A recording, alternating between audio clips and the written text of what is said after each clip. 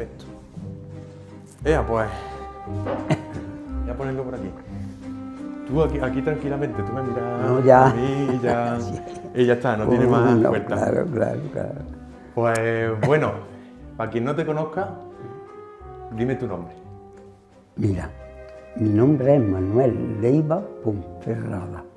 Nací el 3 de agosto de 1926 en Montilla.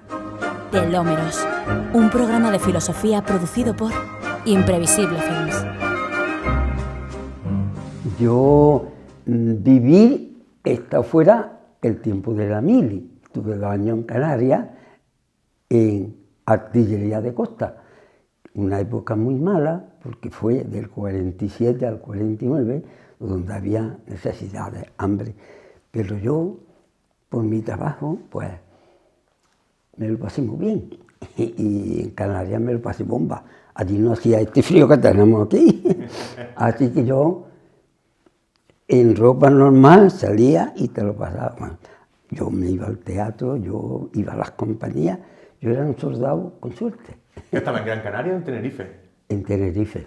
Entonces en fuiste allí Tenerife. el teatro, que es increíble. El teatro... Ahí yo no me acuerdo sí, ahora. mira, ese es Guimerá. Guimerá, que claro. estaba en Santa Cruz. En Santa Cruz, Tenerife, estaba yo en el regimiento Almeida, de artillería de costa, en la batería de iluminación. ¿Sabes lo que es eso?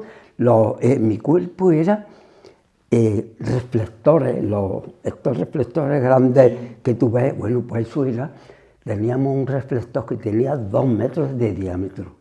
Y eso funcionaba, entonces, con un grupo de gasógeno, de gasolina allí andando. Y eso era, lo encendíamos para cuando había, por ejemplo, los barcos, ¿no? Esto era para plan de guerra, para detectarlo. Se encendía aquello y daba un foco que el foco iluminaba a 11 kilómetros. Y tú pasabas aquello, entonces el puesto de mando que estaba más arriba de nosotros, pues nosotros estábamos en medio de una montaña, pero arriba, en lo alto, estaba el puesto de mando.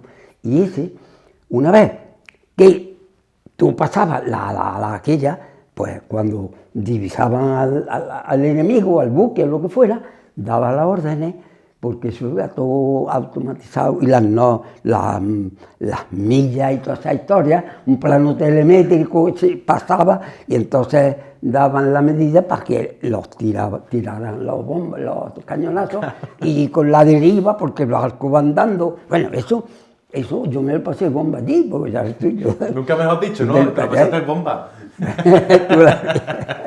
Así que yo, verás, a pesar de que, hombre, que en aquella época, vaya Canarias, estamos hablando del año 47, yo me fui, en el año 47, en octubre, y volví en el 49, en vez de volver a los 2 años justos que servíamos, que hubiera sido en octubre, me viene en julio, la feria de agosto, con un permiso de 3 meses, y ya me cogió aquí.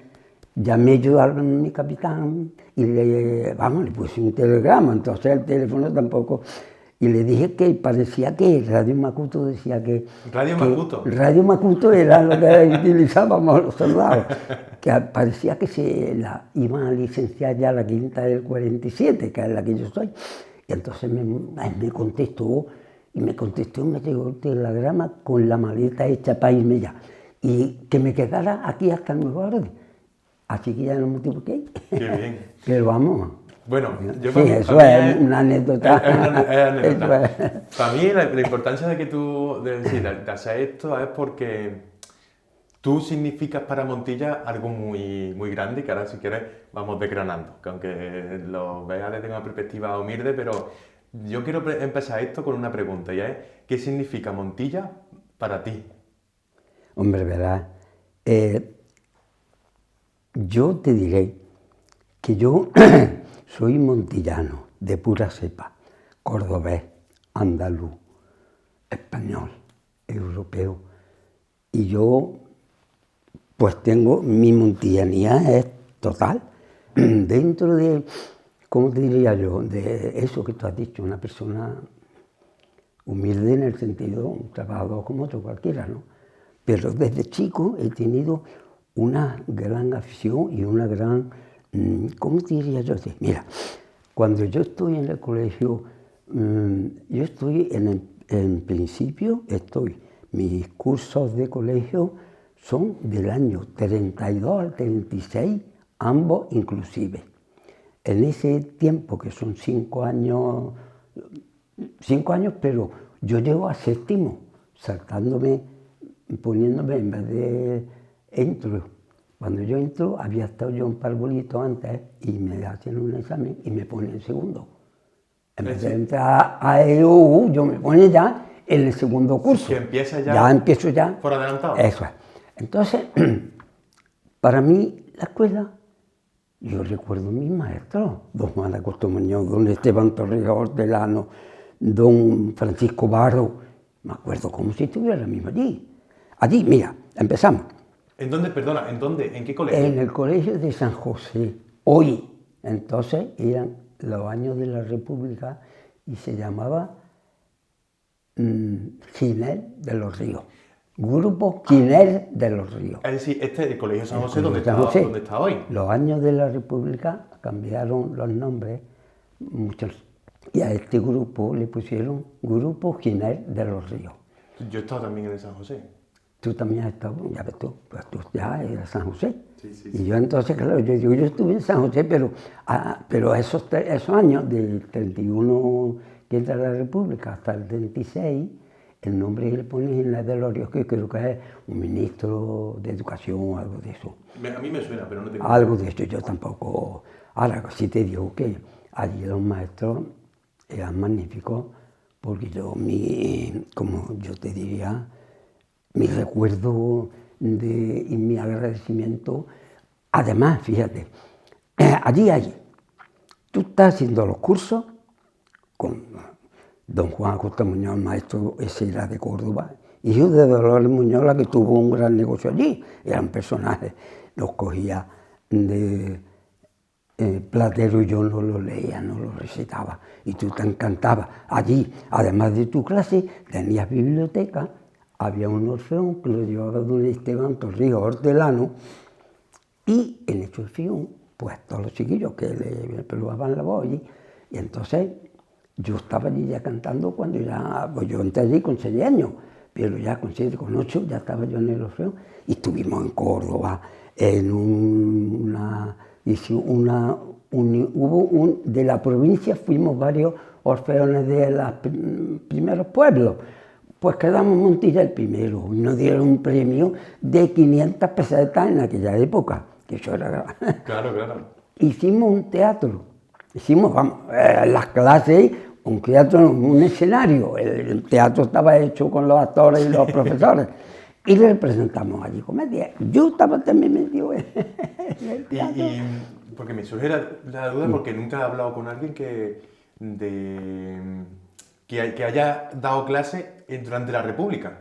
Y los profesores de esa... Eso que has dicho, que son tan buenos, después cuando estalló la guerra, ¿tuvieron oportunidad de seguir? Yo verás, si yo te contara que yo estoy en una escuela, yo no sé si es de la República, si es porque yo con 6 años que entro a una escuela, a un colegio, es lo que hay. Están los salesianos, además, porque están aquí los salesianos están desde el 89 del año 1800, pero había una pequeña cuota de lo que fuera, y mi padre, pues, llegamos hasta en San José, Los tres hermanos mayores. Después, a los más chicos, Antonio y Paco, yo ya, con 17, 18 años, tenía grandes amistades y ellos fueron a los salesianos. No por un motivo, porque a mí, en la edad que yo estoy en la escuela, ¿qué sé yo de política? Claro, la pregunta que tú me haces es que no has hablado nunca con una persona que tuviera esa. Claro. Y me preguntaba sobre los profesores. Claro, si tuvieron la oportunidad de seguir enseñando o si realmente lo retiraron por simplemente ser profesor. No, ahí pasó una cosa. Lo que yo saqué en conclusión es que había 2 o 3 maestros en edad de movilización. Y cuando estalla la guerra, pues estos señores son movilizados, como es lógico, ¿no? Porque la guerra empezó. Don Juan Acosta Muñoz, que yo te cuento, había hecho la mili el año antes de la guerra, así que ese fue. Era muy joven. Ese ya es que no volvió a abrir cuando. Otra cosa, ahí está el problema. Ese y don Esteban sí quedó aquí, porque don Esteban después estuvo aquí dando clases en la academia que hicieron por el año 46. Don Esteban, don Laureano y don Francisco Varo, el abuelo de los Palma Varo, pero ese hombre era mucho mayor. O sea que los otros más jóvenes, estaba don Agustín, esos fueron movilizados, estuvieron en su guerra y después se fueron. La vida cambió. Cuando estalla la guerra, la vida cambia. Aquí siguen, a lo que tú dices, si siguen después dando. Mira, yo me encuentro en la clase San José cuando estamos ya en el 39, en septiembre, que es cuando empezaban las clases, me encuentro yo que voy allí y aquello es un cuartel. Mi colegio está lleno de soldados. ¿Y cómo te sentiste? Pues horroroso, porque yo tenía allí, en la parte de la biblioteca, tenía yo allí libros que yo leía y les ponía para seguir, ¿no? Y tuve allí un de esos de colores, una caja de pintura. Sí. Bueno, pues yo me sentí que yo volví a mi casa y digo, me he encontrado que está en la escuela. Y entonces, en ese momento, estamos hablando de que el verano del 36, las vacaciones las dan en junio. En junio. ¿Y ya no se vuelve? Yo ya, a mí me habían dado una beca para estudiar después, pero no tenía 10 años y hasta 11 años no podía entrar en Águila y en Lava aquí en Cabra. Entonces me dio la beca para que después, pero claro, cuando yo me encuentro aquello, aquí está todo cambiado. O sea, entra la guerra, estalla el 18 de julio. Ha sido al mes casi de las vacaciones, ¿no? Y cuando contamos, pues ya hay otro mundo, totalmente. Yo no comprendo muchas cosas de aquella, porque una guerra, un muchacho de 10 años, pues, y de aquella época tampoco está, que ya está viendo que hay cosas para acá, eso es verdad. Y entonces, ¿qué hacen? Que las clases que daban en San José se las llevan a lo que hoy es al lado del ayuntamiento, San Juan de Dios. San Juan de Dios. Y allí, como eso es redondo, hacen 3 o 4 clases y claro, ¿qué se está dando después allí? Yo me había salido con 7º y allí, ¿qué va? Allí los maestros, excepto los 2 mayores, los demás son hombres jóvenes que están estudiando y van a dar clases. Allí ya lo que se está dando es casi una primera educación para los chiquillos, ¿me entiendes? Entonces yo no sé nada que hacer. ¿Y qué pasa? Que mi padre, ¿con qué no hay clase? Pues al taller. Así que con 10 años me tienen a mí ya en la carpintería de papá. Es decir, tú en el 36, con 10 años, dejas el colegio y hay 3 años donde no se imparten las clases, ¿no? No, sí, las clases. Es decir, durante la guerra se imparten. Se imparten, pero de la forma que te estoy diciendo. Vale. En San Juan de Es decir, Dios. tú cuando volviste, tú saliste en junio del 36 y volviste en septiembre del 36. No, eso es, exactamente. Yo vuelvo en el mismo año, porque claro, yo me creo que la clase sigue, pero a San José, lo mismo que las escuelas y la escuela también la hicieron cuartel y muchos sitios eran, porque como Montilla estaba. San Luis creo que era San Luis una cárcel, también, ¿no? Algo así. La cárcel fue al final. Al final de la guerra. Al principio ahí se alojaron italianos y ahí se alojaron, ¿sabes? Pero lo que yo te quiero decir que las clases siguen en la escuela, en la iglesia de esa, sigue la Silera, que era una clase, la hicieron hospital, ¿sabes? Pero las clases siguen con una calidad de educación que no, porque lo primero en aquella época no es más que aquello. Claro, claro. Entonces, si yo he hecho ya séptimo y allí ya no puedo seguir porque no hay ya, yo iría ese año, repetiría séptimo hasta coger después ya la beca, ¿sabes? Así que mis hermanos siguieron yendo allí a San Juan de Dios. Entonces, ¿tú eras Mi el más hermano mayor? Agustín, allí nos juntamos 3 hermanos. Mi hermano Alberto mayor que yo, después yo y mi hermano Agustín. 1. Alberto tenía 12 años, yo 10 y Agustín 8.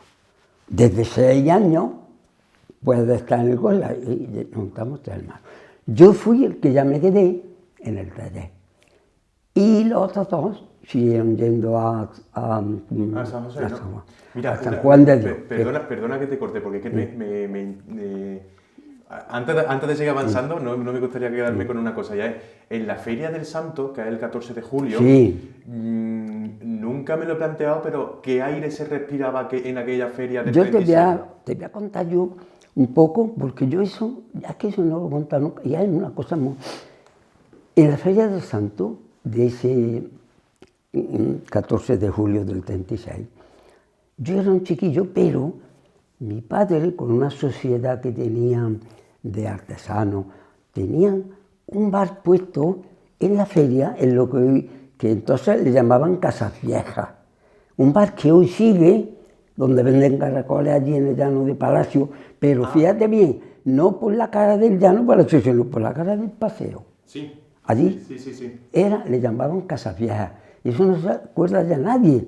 Allí había un bar, y lo llevaban 4 o 6, una sociedad de amigos de muy buenas personas. Mi padre Manolo García Gil, que fue alcalde, mi tío Paco, esos eran artesanos, pero ellos las ferias pues ponían allí, hombre, así un dinerillo, y la feria estaba allí tan campante, ¿no? Era todo igual.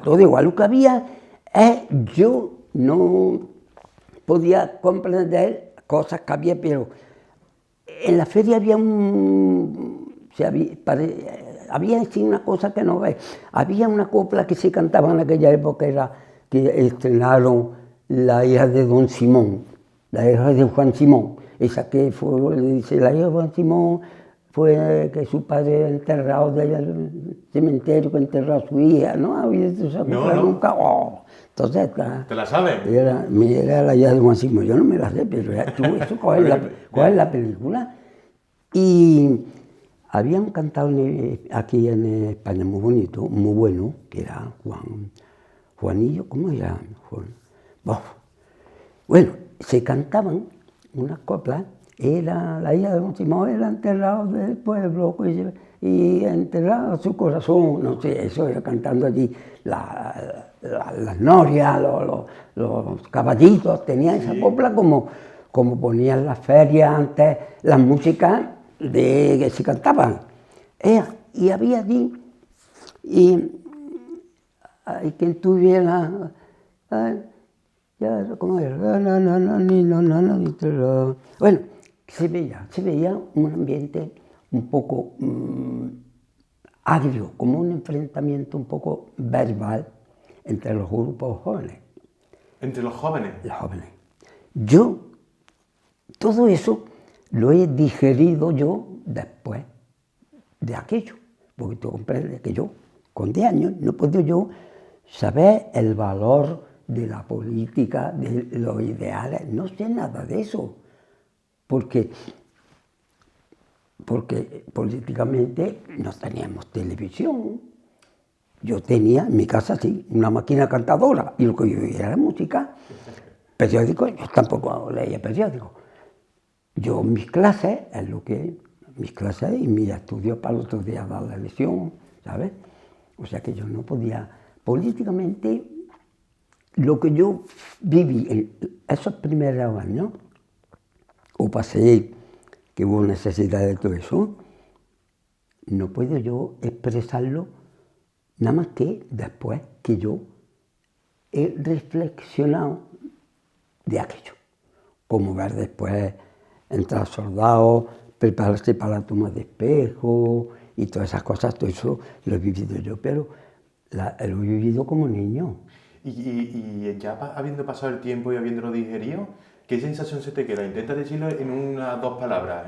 No, yo eso no, es que verás tú, yo lo único que te puedo decir es que aquello era un mundo irreal para un niño, porque no podía más que decir, esto es malo, que hayas corras para esto, vayas corras para lo... Y luego ya cuando yo lo reflexiono y veo todo lo que es una guerra, eso es malo, para todo. Eso no es bueno para nada. Eso es la ruina moral, la ruina de las personas, un día las personas, y en fin, eso que no ocurra, es lo que hay que pedir, y que se olvide, que la gente vaya olvidando, que parece mentira que estamos a 70, 80 años, 90, y hay gente que todavía te saca una tontería de... Claro. Eso es una lástima, yo no, ya te digo, eso, yo no puedo, nada más que eso, lo he vivido, pero ha pasado. Ya está. Pues si quieres vamos para adelante. Vale, cuando entras en el taller, porque yo me imagino que tú tendrías unas ganas de aprender y unas ganas... ¿Qué sentías? Porque también en el taller yo creo que... ¿De qué era el taller y qué aprendías? El taller de mi padre, mi familia, mi abuelo también era carpintero, pero más la ebanistería. Ebanistería, ¿sabes qué es? La parte fina del carpintero. Decía, en mi casa se hace desde un piano hasta la puerta de una cuchareta, ¿no? Pero bueno, más que todo eso, esto que tú ves aquí, el mobiliario, portaje también de lujo, y luego la carpintería en general también, porque de una cosa sola no se podía vivir, ¿no? Así que nosotros aprendimos la carpintería, la ebanistería. Esos dos, bueno, eso está dentro del carpintero. Pero hay veces, hoy en día el carpintero que se dedica a portaje o a otras cosas más, y hay otros que se dedican solamente a la ebanistería. Otros, la madera tiene, y carpinteros de Ribera, carpinteros de obra basta que decíamos, que son los que hacían los aperos de labranza, pero esos son un artistas. Hoy en día, la madera, el arte, todo lo que trabajaba, son artesanos, pero artesanos puros, que es lo que falta, que está faltando. ¿Cuándo se convierte ese artesano o esa obra de artesanía? ¿Cuándo se pasa a ser obra de arte? Hombre... No sé si me sí, no, la pregunta. Sí, tú coges, por ejemplo, y ves un portaje, ahí Ruca tiene en la foto, tú entras a Ruca y la puerta de enfrente, o una iglesia, ves una puerta de una cantidad de tableritos chicos y unos cruceros, eso es todo artesanía pura, eso es artesanía pura. Ahora hace un bombo, hacemos una mesa, ¿no? Pero bueno, cuando tú ya te metes en el estilo isabelino, con figuras, con tallas, todo eso ya es arte, ¿sabes? ¿Eso sería arte? Eso ya es arte todo. Vale. ¿Sabes? ¿Y qué diferencia hay? Es decir, hay ¿la utilidad, por ejemplo? No, la utilidad es la misma, porque tú comes ahí igual o pones ahí igual. Eso que si fuera patas cuadradas, con bombito, es nada más que el arte es ya la elegancia, el gusto, el poder. La estética, ¿no? La estética, que cumpla con ciertas formas, con ciertos patrones. Esa podría ser, sí. Y entonces, ¿cuántos años has estado en el taller? Porque Mira, yo creo que aquí en Montilla ha tenido mucha importancia, ¿no? Hay aquí un capítulo que no te voy a decir nada más que un punto, porque si no eso es otra historia, que ya te lo contaría yo otro día. Cuando se hace un frente aquí para tomar espejo, para dejar la guerra ya a un lado. Sí. Se pierde de Montilla un grupo de chiquillos que quieren ver los cañones. Y entre ellos va un hermano mío, que es el Alberto, que va delante de mí.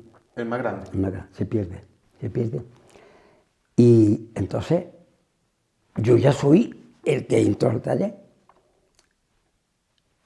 Entró al taller, mi hermano se ha perdido y los otros siguen en el colegio. Y yo aprendo el oficio de carpintero y de ebanista. Estoy en la carpintería desde el año 36 hasta el año 65, 28 años. Y luego mi mujer, que ya es la que concuerda con la familia tuya, pues al ser comerciante, no sé por dónde viene, bueno, entonces, cuando yo tengo ya 30 y tantos años, sí, me veo un 39, sí, pero ya estoy casado y tengo mi hija y hemos hecho una cantidad de muebles en Montilla que están todavía como el primer día. Pues me salgo y ponemos un negocio de congelado, que es lo primero que se vende aquí en Montilla, congelados los primeros, y por ahí salimos y por ahí tenemos la suerte de vender mucho y, hombre, no ganar dinero, sino cambiar de... Porque claro, en el taller, un oficio precioso y un oficio bonito, pero una época muy mala y no se puede pagar, porque la gente no tiene poder, los sueldos bajos. Entonces, tienes que trabajar con lo justo de sacar el sueldo. No hay unos beneficios, como te diría yo, ninguno. Y tampoco puedes hacer. Si tú al día haces una silla, un suponer, tú no puedes hacer 3, ¿no? Claro. Para vender más. Ahora, en la venta varía. Lo mismo venderla en un día, 1 kilo que 3. Porque Sí. es otro sistema. Sí. No No necesitas entendió que producir, eso es. sino que tú eres simplemente un intermediario, ¿no? Exactamente. Ahí está la variación. Mira, has dicho antes, perdona porque no te he entendido bien y me gustaría aclararlo y aunque no ahondemos, pero cuando has dicho que tu hermano se perdió, es que ya no volvió. ¿O sí volvió? Claro, ahí está la historia, si eso te lo tengo que contar. No, pero sí, porque antes que te vayas te voy a enseñar una cosa. Vale. Antes que te vayas, pero es que si no nos desviamos... no, pero aclárame solamente eso y ya avanzamos. Sí, él se perdió todos los 3 años de la guerra. ¿Los 3 años de la guerra estuvo perdido? Lo buscamos, lo encontramos en un colegio en Madrid, por medio de la condesa que nos ayudó, por medio de la Cruz Roja de Montilla. La condesa, la mujer del señor conde de la Cortina. De la Cortina, que mi madre era modista y le cosía. Y ella, por mediación del cónsul de Francia en Sevilla, buscó, porque Francia tenía relaciones con la República y con los nacionales. Buscaron y encontraron al niño Alberto Leiva en Madrid, en un colegio de huérfanos. ¿Y que en Espejo la apresaron? ¿Qué? ¿En Espejo la apresaron? No. En Espejo sí, no. No, en el frente, cuando bajaron los chiquillos al frente y los soldados le dijeron, iros para arriba, en vez de irse para arriba, dieron la vuelta. Y cuando se metieron en el campo de nadie, unos caballistas, que eran ya de Espejo, se los llevaron a los chiquillos y los metieron en el castillo. Y mi padre fue, cuando tomaron Espejo, la noche que tomaron Espejo fue mi padre allí, y preguntó por los niños ya se los habían llevado a Villa del Río. Y íbamos detrás de los pasos, ¿sabes? Pero ya está. Eso te lo Venga, ya está, sí, eso es otro capítulo. Vale, una cosa. Ya sabes que volvió después. Eso, que no me ha quedado claro, Y vivió, se casó, tuvo su hijo, ya no vive, ¿sabes? Ese era mayor que yo, pero esa es otra historia. ¿Cómo lo recuerdas tú, la evolución? Sí, ¿Cómo evolucionó pues, tu familia y Montilla sí, también? Yo desde mi punto de vista, vamos a suponer que ya ha acabado la guerra, ¿no? Y ya vuelve gente que, en fin, se intenta empezar. Y se intenta empezar. Un principio desde una ruina total, en el sentido de todo.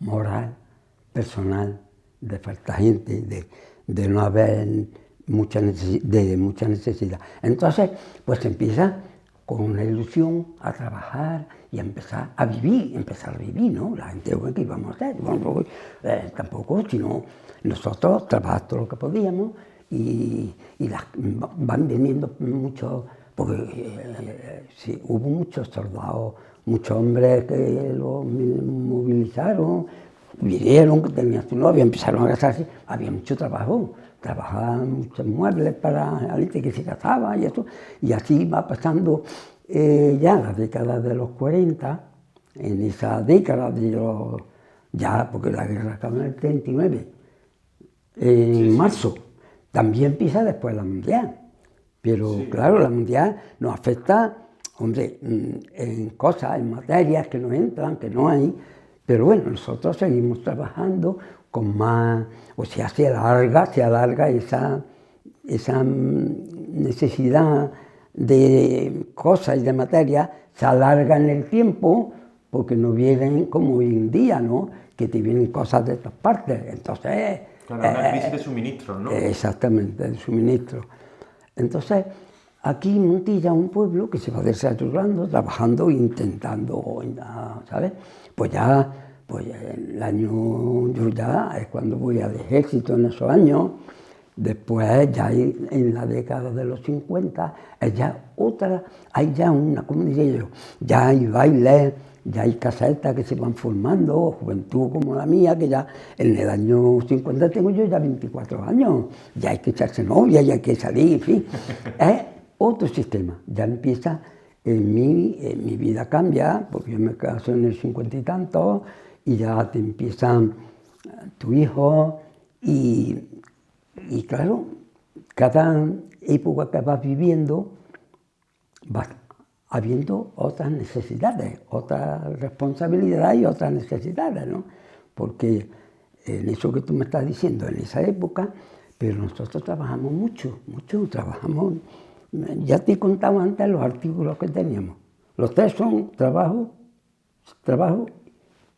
y más trabajo. Eso era, y así vamos saliendo, ¿no? Llega a 53 cuando las bases y todo eso, viene leche americana, viene... Las bases americanas, ¿no? Que vienen. Eso es, ya pues, y luego ya en la década de los 60 hay ¿cómo diría yo? Una época suave y de movimiento, con un gobierno que le llamaban los tecnócratas o los no me acuerdo, pero que cuando empiezan Fraga y todo aquello, y se empiezan los americanos a coches, no sé cuánto, y las televisiones. Aquí no llega la televisión hasta el 62. Hasta el 62. ¿Pero aquí en España o aquí en Montilla? Aquí en Andalucía. En Madrid llega en el 57. En Madrid, y ya la parte, pero hasta que en Cabra, en el 62, cuando ponía ahí un retransmisor en Cabra, y ya la tenemos en Montilla, que nosotros, por cierto, yo cumplí una de las primeras. Sí. Era como de 40 centímetros y de un cubo así de largo, pero bueno, estaban mis niñas, ya tenía ya en ese año, tenía yo ya 2 chiquillas, y luego nació Carmina después, y ya la vida toma otro camino. Hay una creatividad, un trabajo, un movimiento, una fábrica, la creación, en fin. Yo creo que fue de la parte donde más España trabaja y se levanta, ¿sabes? Y claro, todo eso nos lleva a, estamos hablando ya de los 60, nos metemos en los 70 y ya empieza ya casi a moverse todo esto bajo el régimen que teníamos, ¿no? Sí, aunque aquellos años eran... Pero esos gobiernos que yo te digo, me acuerdo había buenos ministros que se dedicaron solamente a levantar España, trabajar y dejarse de tonterías de política ni más historias. Y entonces aquello digo, surgió, se movió, los mismos que yo te cuento antes, mi hermano Agustín siguió con el taller. Taller de carpintería, ¿no? Taller de carpintería. Y hizo muchos trabajos y se cobraban, ¿sabes? Se cobraban, hay que decir que te pagaban lo justo, ¿no? Sí, sí. Y los negocios se movieron y todo el mundo levantamos, todo el mundo, toda España entera, a todos los niveles, ¿no? La fábrica... Esos son los años de la vista blanda, que es lo que llaman, ¿no? Eso es, exactamente, la fábrica de Valencia, de los Ford, ¿no? Sí. La otra no sé cuánto, oye, todo eso es muy bienvenido. Sí, es como España introduciéndose también en la filosofía política de Europa, ¿no? Un poquito también, ¿no? Que exactamente. Entonces ya cuando llega, porque mira, me gusta mucho porque estamos tratando el tema de la dictadura, de la guerra, sin hacer juicio. Y a mí me encanta porque es la forma que creo que hay que tratar el pasado.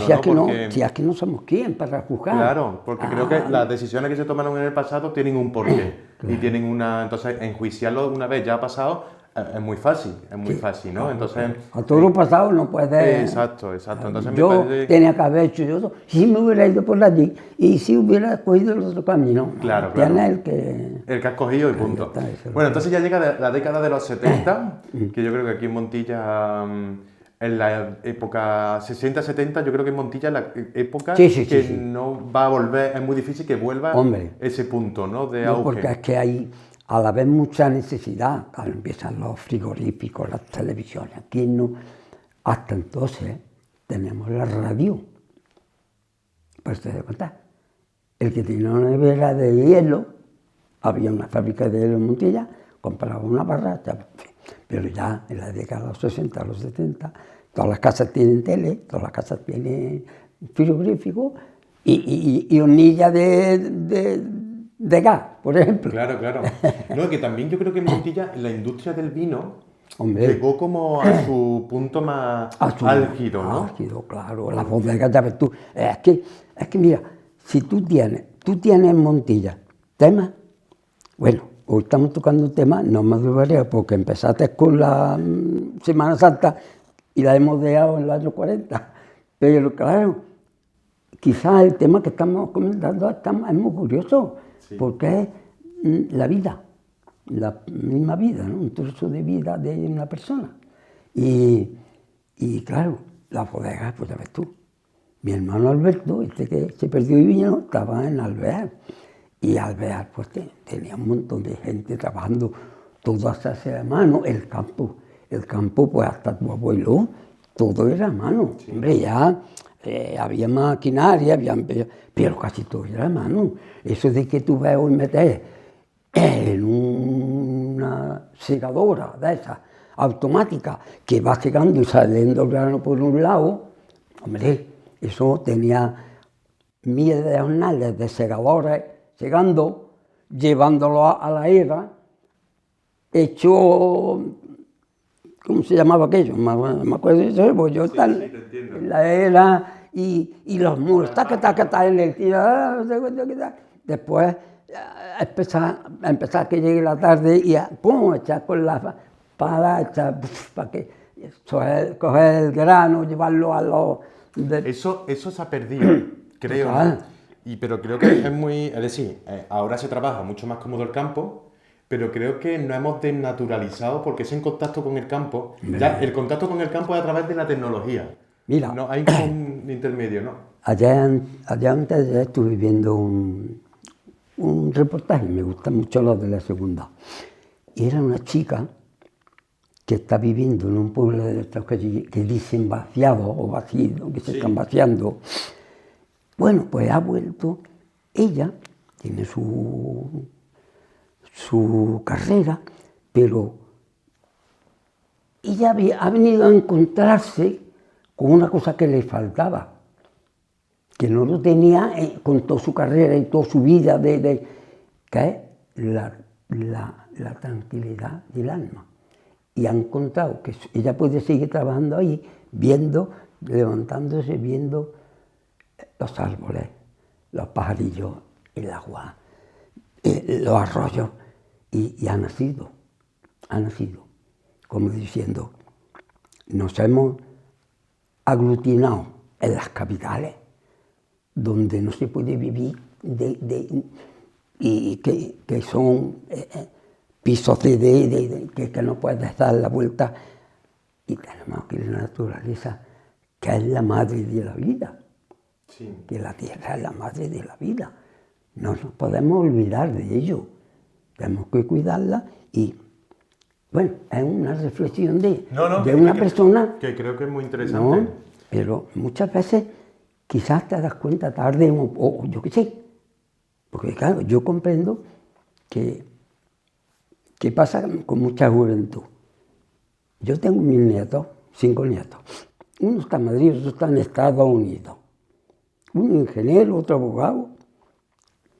Bueno, pues eso tiene unas grandes carreras que no pueden utilizarlas aquí, ni tienen aquí oportunidades. Bueno, el abogado sí está en Madrid, pero está en Madrid, no está en Montilla. La otra, una farmacéutica que está acabado, una arquitecta. Yo no pude estudiar, macho, pero mi hija y mis nietas, claro, sí, porque tenemos una juventud ahora mismo la mejor preparada de todas las épocas, porque yo tengo ya muchos años, muchos, y he visto muchas juventudes y muchos colegios, he visitado colegios, porque he ido de menudo abuelo a los colegios a contarle a los chiquillos las cosas de nuestra época. Y hoy en día, ¿pero qué les pasa? Que cuando llegan a empezar, no encuentran cómo. Tienes que hacer un máster, tienes que esto, me tienes que traer. Y esta persona, cuando pasa de los 25 y ya va para arriba, ¿qué hacen? Pues, no queda más camino que buscar, echarla a la bola y buscar un sitio donde... Ese es ahora mismo un pecado que aquí hay que corregir. ¿Aquí te refieres en España o en Montilla? En España. Y concretamente yo creo que en Montilla. En Montilla, hombre, en general. Montilla tenía que haber más cosas. ¿Y cuál es la solución? ¿Cuál es la forma de corregirlo? Yo creo que primero tenemos que tener un amor patria que está perdido, desde mi punto de vista. ¿Me lo puedes explicar? Porque, yo sí. A ver, ¿en qué consiste? Desde mi punto de vista, ya te he dicho que yo soy montillano, cordobés, andaluz, español, europeo. Claro, pero tengo que defender a España, a Andalucía, a Montilla. Pero para mí los valores de todo eso tienen para mí un conjunto estupendo, ¿no? Yo no puedo despreciar ni decir que tú vales más ni mal. Para mí, el valor de España, aquí hemos perdido un poco España y Europa.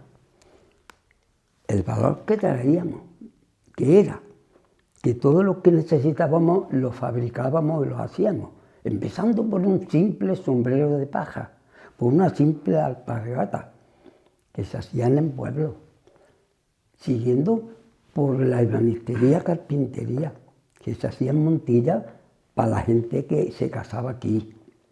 Bueno, pues llega una época, y no ha pasado solo en España, está pasando en Europa.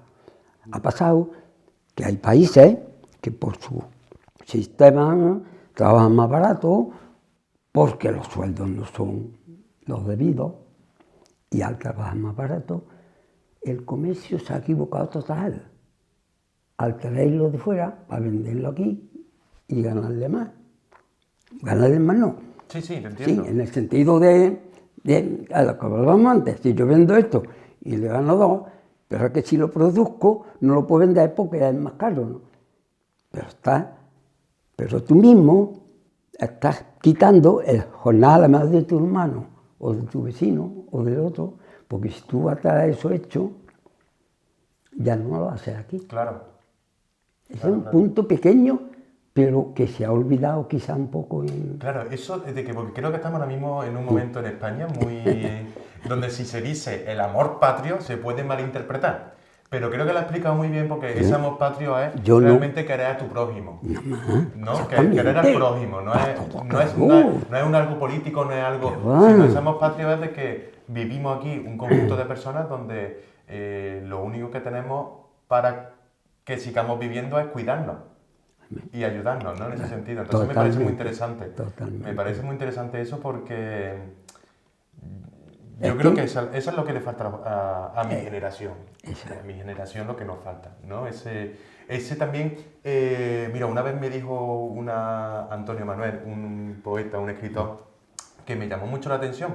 Me dijo que, claro, tu generación huía de Montilla o de Andalucía porque asociaba Andalucía con la pobreza y el hambre. Entonces huía hacia el norte, que es donde estaba el trabajo. Pero mi generación ya lo que está intentando es volver, porque no asociamos el lugar de origen a la pobreza y al hambre, sino como la identidad. ¿Dónde realmente está nuestra identidad? Además, eso que tú has dicho es la pura verdad. Pero había el error de que esa población que estaba aquí necesitaba más cultura. Y que se pusiera aquí algo para producir aquí y no llevarse a generaciones de personas allí a otros sitios para la fábrica, ¿no? Se podía haber instalado aquí algo también, ¿no? Porque claro, si no comían y no tenían trabajo y eso, se tenían que huir, pero la mayoría, ¿sabes tú cómo iban? Que no sabían las 4 letras, otros irían más preparados. Pero... me parece muy interesante porque relacionándolo con el tema de antes del vino... Y lo que yo te cuento a ti es que aquí, al decirse así a todo, no me refiero solo a Montilla, sino en toda España. Cada región, tú te metes en Levante y los juguetes se hacían todos aquí en la parte de Elche y de esa parte. Juguetes, todo, muñecas, no sé cuánto, lo otro, hasta cualquier parte de la región, alpargatas en Almería, el esparto, los celones, los otros, los capachos, y hoy viene todo averiguado, no se puede. No, todo eso lo que ha quedado es ya para el sector servicio de turismo. Sí, pero bueno, es que el turismo es una cosa estupenda, pero el turismo es un juego. Exacto, qué bien, es un juego. A mí me gustaría tratar un tema que me gustaría que nos enrolláramos, que es la Semana Santa y todo lo que engloba la Semana Santa. También, por ejemplo, por supuesto, creencias, religión y demás. Yo te digo de que soy una persona que está en el punto medio, de que yo no me...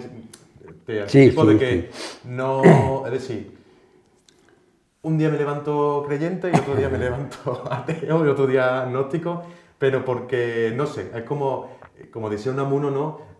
Yo quiero creer, pero no... Todavía no tengo pruebas demostrables. Entonces, la pregunta obliga, ¿crees en Dios? Sí. ¿Y por qué? Verás, la familia, mis principios, están dentro de esa creencia, ¿no? Está dentro del creyente. La palabra creyente, pues desde mi punto de vista, abarca esa parte de creer en Dios, naturaleza, agua. Porque yo muchas veces pienso, cuando veo reportajes o leo algo de India, de otros países que adoraban a dioses o a figuras, yo me replanteo y digo, la fe, creer tiene que creer todo el mundo, que sí, que cada uno según de la parte del mundo que es, hay culturas diferentes, aunque al final las creencias vayan, según hablan, al mismo sitio. unos los dioses, otros el Buda, pero yo pienso, tienes que tener una fe en algo grande, en algo superior a nosotros. Aquí el problema de creer en Dios, o de que ser creyente, o dejarlo de ser, yo también me hago mis reflexiones, que yo como veo que sales al campo y vas pisando y no te estás dando cuenta lo que hay allí. La profesora que nos dio botánica nos hizo ver que levantar nada un poco, hay una vida ahí, en flores, en plantas, una vida inmensa que no se puede, no se ve, pero no se puede dejar de ver, porque eso es la naturaleza. Están las abejas, está, ¿qué te digo yo? Que tú eches una semilla en una tierra y que aquello germine, salga de fruto. Tiene que haber algo superior a nosotros, Dani, ¿o no? Es una de las partes cuando yo he encontrado amigos míos en que pues tú me has puesto 3 puntos que están en una duda, pero al final yo creo que la persona, aparte de su fe, sus creencias, lo que tiene que ser es un hombre generoso, no generoso de dinero, de persona, de amable, con el vecino, con el amigo, que vayas por la calle, que comparta desde una sonrisa simple, desde un hola, un adiós, buenos días, hola, comparte, porque es que en el mundo somos todos, hemos nacido todos y somos todos terrícolas, ¿no? ¿Qué somos? ¿O es que tú eres solo especial y yo no? Y la creencia a mí me hace ver que la naturaleza, nada más que yo le comentaba a ese, y yo digo, vamos a ver, tú no crees, pero tú no tienes, pero vamos a ver, tú piensas que el mundo que nosotros tenemos, es la gloria, es el todo. Pues tú haces una de esas y siembras y comes este año, pero para el año que viene te vives otra vez y al otro. Entonces, hay algo más que nosotros, ¿no? Bueno, pues, si la historia te ha hablado de un Dios, no, ya no es un Jesucristo, ni un católico, ni un beato, no. Un Dios es un ser superior, en el superior, ¿cómo diría yo? En el mundo, o en el mundo no, en el espacio, yo qué sé, una cosa superior que tiene que haber a nosotros. Que cada cual, o cada cultura, lo van a llevar a sus lares para... Ahora, lo que no se puede es, después, desde mi punto de vista, es explotar ese ser, o esa persona, o esa cosa, explotarla. Bueno, yo no, todo el mundo tiene el derecho a vivir y a crear desde el punto de vista que lo vea. Me parece muy interesante porque ese es el Dios que yo creo, en un Dios basado en la naturaleza y entenderlo desde que la naturaleza es superior, por lo tanto hay algo superior a nosotros. Entonces yo sí lo entiendo como no ese Dios vengativo, ese Dios que muchas veces nos dan porque es como a través del miedo, ¿no? Es el que no creo. Yo no creo en ese Dios. No. Yo te puedo decir, por ejemplo, había una costumbre que hacía un favor que Dios te lo pague. Pues bien, te ha dicho, tú has dicho que Dios te lo pague, sí, pero no dices que Dios te maldiga, porque entonces él no, esa persona, no está ni para castigar, no, estará más bien para otra cosa, ¿no? Sí. Vale, entonces esa creencia en Dios te ha llevado a entrar en contacto con la Semana Santa? Porque una cosa es la iglesia, hay que Totalmente. diferenciar mucho la Eso iglesia es otra cosa. de la Semana Santa, ¿no? Entonces Exactamente, te hizo picarte el gusanillo con Hombre, la Semana claro, Santa, claro. ¿no? Luego después también, después de la guerra, se remueve aquí en Montilla mucho las hermandades. Se hacen muchos pasos. En mi casa se hicieron muchos pasos. En mi casa, en el taller, en la época mía. ¿Cómo cuáles? Bueno, mira, ¿Sigue ahora mismo alguno? algunos, pues mira, se hizo. El de la Virgen del Socorro de San Agustín, Sí. de las Dolores, el Ay, de... ¿ese es vuestro? Sí, hombre, pero fíjate, hechos por nosotros en ebanistería y tallados por Antonio González Martínez, un tallista que ancló en Montilla a partir de la guerra, y después por Solano Salido Jiménez, que se lo habrás conocido tú, y el de la Esperanza se ha hecho en mi casa. Sí. Hombre, en mi casa han hecho mucho. Y la pila de bautismo que hay en la parroquia, la pila esa del bautismo redonda, ¿tú habrás ido a algún claro, bautizo coño. ahí? Coño, ¿y me he bautizado ahí? Pues esa está hecha en mi casa. Esa la ha hecho mi padre. Y yo estaba ya allí, de ahí aprendí. Y yo a los tableros de dentro les cepillé allí con un cepillo que teníamos que recortar. Y la talló Antonio González Martínez, un tallista de Morón de la Frontera, sevillano, que vino aquí de soldado y se casó aquí con una mujer de aquí y tiene muchos hijos y mucha historia que yo tengo. Y los pasos, tenemos mucho contacto con los pasos, ¿sabes? Ya te digo, en casa se hicieron de San Agustín, el del Cristo, ¿cómo se llama este? Solo, que va, un Cristo... ¿Crucificado? ¿Crucificado? No. Ese, el crucificado. ¿Pero cuál es? ¿El del perdón primero, o el amor? El primero, que sale... ¿El lunes santo? No, el viernes. ¿El viernes? El viernes, Bueno, el la viernes. hiedra. El Cristo de la Yedra. El paso de ese se hizo. Se hizo el de la Virgen de los Dolores.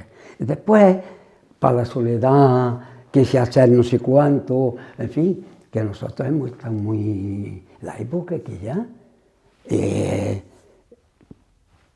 montar los pasos, ¿Qué y luego aquí del preso, Sí. el paso que ha llevado el... ¿La oración? ¿O la columna?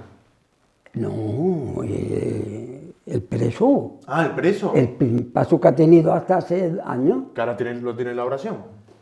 ese está hecho en casa, ese lo he hecho No yo. me digas. El paso lo he hecho yo y mi hermano, y la ha tallado Solano. ¿Tú sabes quién Solano Salido quién es? No. El Solano, que es el tallista que vivía al lado de mi casa y trabajaba con nosotros en casa. Era autónomo, él tenía en su casa su taller, en la calle Enfermería, en la calle sí. Blanco, está el padre de Antonio Salido Sí. Jiménez, que era abogado, Sí, su sí, padre, ese es un tallista, ese está hecho en mi casa. La hermandad, como su propio nombre se decía, era cosa de había familias, ¿no? Era como... Al principio sí. Al principio era como, yo conozco muchas ¿Por qué? familias que era, por ejemplo, la del preso, ¿no? Otra familia que la del Nazareno, otra la de Santo Entierro. Creo que eran familias, pero que eso hoy en día Eso tiene un origen. Eso de que tú me dices tiene un origen. me encantaría que me lo explicaras. Sí, es muy sencillo. Mira, estamos hablando de las cofradías que empiezan en el año 20 y tanto, o 15, 20 y tanto, el del preso, Sí. empieza en el 15 y luego en el 24. Bueno, toda esa, y el del orando, el de Nazareno, el de antes. Sí. Ahí eso estaba porque los mecenas eran un señor mecenas que podía tener aquello y llevarlo, porque aquello valía dinero sacarlo. Y no había más que el señor, los navarros, los del telar,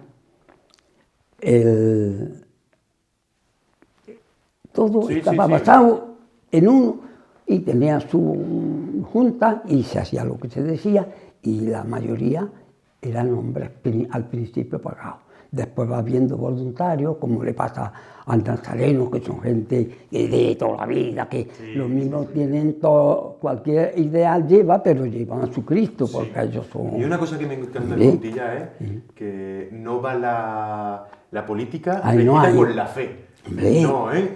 Me encanta si es que, porque es que... Pero si es que eso no tiene, es que no tiene nada que ver. No tiene nada que ver. Ven que no tiene nada que ver. Sí, Tú sí. porque vas hasta encontrar una cosa que sí, tú sientes, pues tú. Exacto. Siéntelo. Sí, sí. Entonces, ¿qué pasa?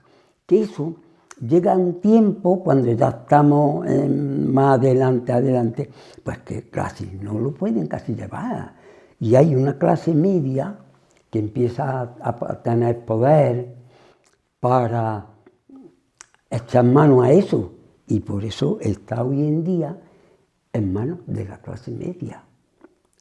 Y fíjate bien, entonces, si hay una hermandad, si hay un hermano mayor, hay unos recibos que se pagan, y ahí que se mantiene, y la gente ahorra dinero para engrandecerla y todo eso, y está en manos del pueblo. ¿Y te gusta la Semana Santa de hoy en comparación con el pasado? Verás, a mí me gusta la Semana Santa de hoy, pero la anterior era más sentida. Yo, por ejemplo, ahí en un libro de música tengo unas palabras que dice: no sé leer ni una nota de música, ni entiendo los compases, pero la siento. Pero la música la siento. La Semana Santa de hoy, de grandeza, de fastuosidad, está más fuerte que la de antes, pero quizás tenga menos sentido. Quizás, a lo mejor me equivoco. No, yo lo siento. Porque yo ya, entiéndeme, yo ya no estoy, tampoco concibo que una hermandad con otra, porque se tropiece en un horario y tal, se disguste. No puede haber disgusto cuando tú y yo, hermandades de la pasión, de alabanza, a una misma fuerza, nos peleemos, imposible. Ya para terminar, porque yo creo que ya llevamos bastante rato, te voy a hacer 3 preguntas. La primera, ¿eres feliz? Hoy en 2023, Hombre, ¿eres feliz? Verás. Es que la felicidad tiene, verás. Te tengo que decir de momento sí, pero porque las felicidades no son completas. Pero yo te voy a decir 3 motivos. Soy feliz porque tengo una familia que vamos, que me adoran, que me quieren mucho, yo igual, yo me entero a ella y a mí. Amistades magníficas, me encuentro bien en todos los sitios, pero claro, me falta un ala, ¿no? Como diríamos, me falta mi esposa, que sería la completa. Pero como nada es perfecto, pues una vez que pierdes tú a un ser querido de esa forma, eso echa.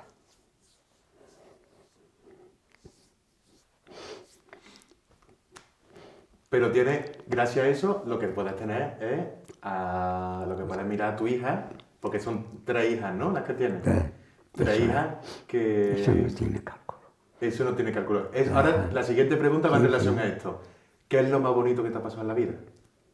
Hombre, que ya verás, ahora mismo ya te voy a decirlo más, porque claro, si te digo, no acabo, si te digo, lo más bonito es que tengo 2 bisnietas, Ana y Asunción. La Asunción trae el nombre de mi hija, de mi madre, y Ana también de la familia. 2 bisnietas, una con 1 año y medio y otra con 1 año y 2 meses. Ya creo yo que es lo último más, porque... Hombre, yo creo que es no te puedes el sentir en la vida más realizado, ¿no? El culmen, porque eso no lo creía yo jamás. Porque, hombre, verás, mira, yo tenía siempre mi pensamiento, porque tú vives y piensas en tus padres, ¿no? Sí. Y tú dices, mi papá se ha muerto, pues, con 70 y no sé cuánto, y mi mamá con casi los 80 o menos. Yo tengo ahora mismo 30, ¿quién va a llegar? Mi reflexión, yo nací en el año 26, ¿quién va a llegar por mí? En el 2000 cumplo yo 74 años.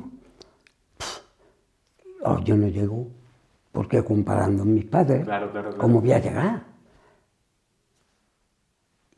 Ahí está el error del humano, porque no sabemos lo que Dios quiere para ti. Ponerse límites, ¿no? ¿Sabes? Ponerse límite es el error. Ahí está. Entonces, lo más bonito vamos a poner ahora, por resumir, tus viñetas. Tus viñetas. Vale, y ahora, ya lo último de todo, porque creo que es muy interesante. Para mí, yo te doy las gracias enormemente por este rato, porque de verdad te lo digo, me nutre, aprendo, y hay gente que paga por hacer un máster. Para mí esto es un máster. De verdad, poder charlar y poder escucharte, para mí es un lujo.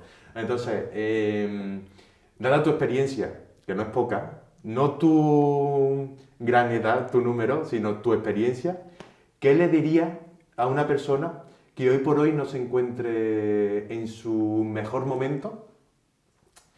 Y cualquier persona que no esté escuchando, ¿qué le dirías? Pues mira, yo le diría que del negacionismo nunca se ha escrito nada, del positivismo sí, porque malas rachas hay en todo, malos momentos en matrimonio, en personas, recaídas, enfermedades que te vienen abajo, nada. Hay que luchar contra viento y marea con todo lo que se te ponga por delante, porque tú, con la ilusión, con tu fuerza, con tu ganas de salir adelante, para no solamente por ti mismo, por tu persona, tú tienes que mirar por ti, porque tú tienes un valor ahí que tú no te puedes dejar, porque sabes que si te dejas, te lleva, como dice, la corriente, ¿no? Estás baja de forma, busca el motivo, lucha contra él y vénselo. Supongo yo que sería cosa adecuada. ¿No? Un buen consejo. Pues, ¿te apetece desear comer? Lo que tú quieras. Esto aquí es un plus. Si te apetece decir algo, digo. Si se te ha quedado algo dentro. Yo, hombre, verá, yo tengo para llenar un libro, pero claro, como tú comprendes, no. Lo que más estoy disfrutando es haber llegado a mi edad y poder estar asistiendo a unas clases de la Universidad de Córdoba, porque eso me han curado a mí ese vacío que yo tenía por no haber podido estudiar con la beca que me dieron. Y de momento que mi hija Carmina me dijo que venían unos catedráticos de la Universidad de Córdoba a dar materias, digo, pues apúntame que soy el primero. Y estoy encantado, ¿sabes? De haber estado ya con 4 años y haber tenido ya un diploma, que ya, porque mis nietos todos tienen sus títulos, y el abuelo aquí lo quiere. Pues te admiro mucho, ¿sabes? Que hay que tener dos pares, sí. Hay que tener dos pares para ponerse así y no rendirse, que es lo que tú dices. Entonces eres un ejemplo y cuando te veo por Montilla andando digo, mira, ojalá ese sea mi futuro. ¿Y por qué no? ¿Por qué no? Claro. Claro, eso me dice muchas veces, y la contestación, en vez de decir, oye, es que esto no sé, ¿y por qué no? ¿Qué ha hecho? Esto, ¿y por qué no lo voy a hacer? Dime el por qué no, ¿no? Claro. Así, y muchas veces me dicen, no sé cuánto, ¿y por qué no va a llegar? Y he llegado yo, no, yo aquí yo tengo algo. Claro, no es que tengas tus superpoderes ni nada. ¿Ves que tú has hecho? No, yo no he hecho nada. Ahora, claro que he hecho, yo me he cuidado, por supuesto, si te dejas ahí, entonces ya no hacemos nada. Yo tengo el libro de Rohan Marcos, del negativismo y el positivismo. Pues te tienes que agarrar al positivismo. Claro. El negativismo lo dejas ahí que ya vendrá. Oye, mira, como se me ocurre una idea, como nos quedan todavía un montón de cosas por hablar, Sí, ¿nos emplazamos a una segunda? cuando tú quieras. Por lo menos vamos a dejar un poquito de margen para... Sí, sí. Y nos emplazamos a una segunda. Sí, hombre. ¿Te parece bien? Hombre, encantado. Pues dame un abrazo, coño. Ay, qué alegría. Pues listo, yo vamos, más que